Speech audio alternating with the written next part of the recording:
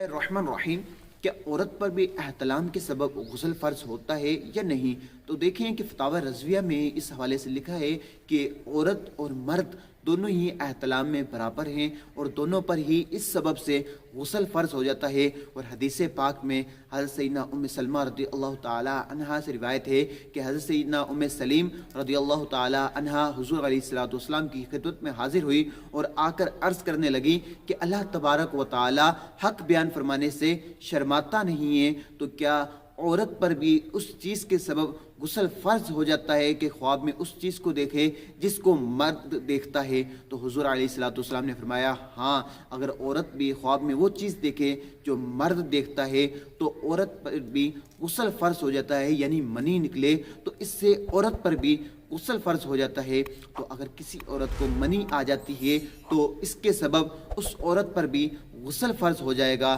اللہ تعالیٰ مجھے اور آپ کو علم دین حاصل کرنے کی توفیق عطا فرمائے، آمین بجاہ نبی الامین صلی اللہ علیہ وسلم۔